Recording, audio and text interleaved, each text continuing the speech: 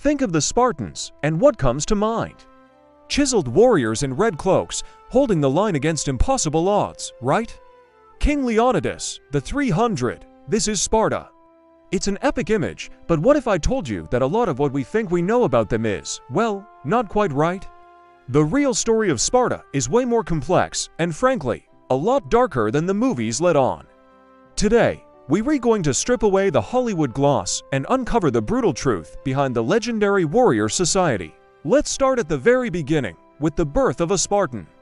From the moment they entered the world, their life was not their own. It belonged to the state. Elders would inspect newborn infants. If a baby was deemed weak, sickly, or deformed, it was left on a mountainside to die. This practice, called exposure, was the first and most brutal filter of Spartan society. Only the strong were allowed to live. It's a chilling thought, isn't it? This wasn't about creating perfect soldiers just yet. It was about ensuring that every mouth to feed would one day contribute to the strength of the state. If a boy survived this initial inspection, his real ordeal was just beginning. At the tender age of 7, he was taken from his family and enrolled in the Agoge, Sparta's infamous state-sponsored training program. This wasn't just a military academy, it was a system designed to strip away individuality and forge boys into cogs in the Spartan war machine. They were deliberately underfed, forced to steal food to survive. Getting caught didn't mean you were punished for stealing, but for being clumsy enough to get caught. This taught them stealth, cunning, and a complete disregard for the rules of others. The training was relentless. The boys were made to walk barefoot, wearing only a single tunic year-round, to toughen them up against the elements. They were subjected to constant physical hardship, including regular beatings and floggings, not always as punishment, but simply to test their endurance and their ability to withstand pain without flinching. One of their most notorious rituals was the cheese stealing at the altar of Artemis Orthia. Boys would try to snatch cheeses from the altar while being whipped, sometimes to death. It was a public spectacle, a brutal rite of passage. The goal was to create men who feared nothing, not even death itself. They were taught to value loyalty to their comrades and the state above all else, even their own lives. Individual glory was discouraged. The success of the phalanx was everything. Now, you might be thinking, this sounds absolutely insane, and you'd be right. But there was a very specific reason for this extreme system. The Spartans weren't just training to fight foreign armies. They were training to control a massive, captive population right in their own backyard. These were the Helots. The Helots were the original inhabitants of the lands that Sparta conquered, Laconia and Messenia. They weren't slaves in the sense that an individual could buy and sell them. Instead, they were state-owned serfs tied to the land they worked. They outnumbered the Spartan citizens by a huge margin, possibly as much as 10 to 1. The entire Spartan way of life, their ability to focus solely on military training, depended on the Helots farming the land and providing the food. And this created a deep, paranoid fear at the heart of Spartan society. They lived in constant terror of a Helot uprising.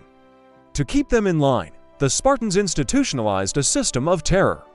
Every year, Sparta would formally declare war on the Helots. This wasn't a symbolic gesture, it made it legal for any Spartan to kill a Helot without consequence. The Cryptia, a sort of secret police made up of the most promising young Spartans, would be sent out into the countryside to spy on the Helots and assassinate any who seemed like potential leaders or troublemakers. Imagine living under that kind of threat, where at any moment, for any reason, your life could be taken. This wasn't a society of heroes, it was a police state built on oppression. So, where do women fit into this picture? Spartan women had a reputation throughout ancient Greece for being uniquely free and influential, and in many ways, that was true.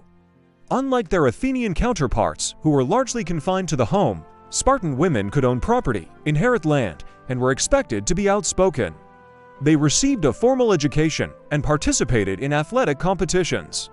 Why? Because the state needed them to be strong. Their primary role was to produce strong sons for the army. A healthy, fit mother was believed to produce a healthy, fit warrior. Their famous bluntness was legendary. A Spartan mother, handing her son his shield as he went off to war, would say, "Come back with it," or "on it," meaning, return victorious or return dead, carried on your shield. There was no room for cowards. While they had more freedom than other Greek women, their lives were still completely defined by the needs of the state and its military machine. Their value was tied directly to their ability to bear future soldiers. This brings us back to the famous Spartan military. Was it as unbeatable as the legends claim? Yes and no. The Spartan hoplite, with his bronze helmet, shield, and long spear, was indeed one of the most formidable soldiers of the ancient world. Their discipline in the phalanx formation was unmatched. For a long time, they were the dominant land power in Greece. But their system had a critical flaw: it couldn't create enough soldiers. The brutal inspections at birth, the harshness of the agoge, and the strict rules for citizenship meant that the number of full Spartan citizens was constantly shrinking. To be a citizen, you had to be born of 2 Spartan parents and complete the agoge. This created an ever-dwindling elite. At the famous Battle of Thermopylae, Leonidas brought only 300 Spartans, not because that's all he wanted, but because that's a significant portion of what he had.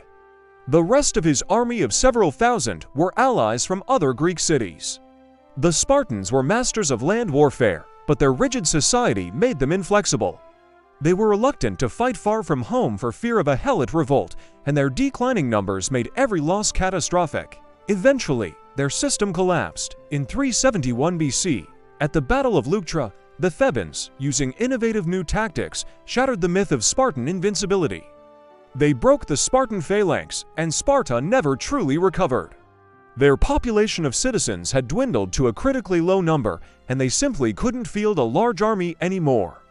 The brutal system that was designed to ensure their strength ultimately became their fatal weakness. So, the next time you see a movie about the glorious Spartans, remember the reality behind the myth.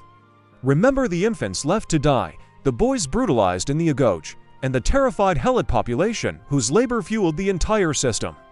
The Spartans weren't just heroes, they were products of one of the most extreme and ruthless social experiments in human history.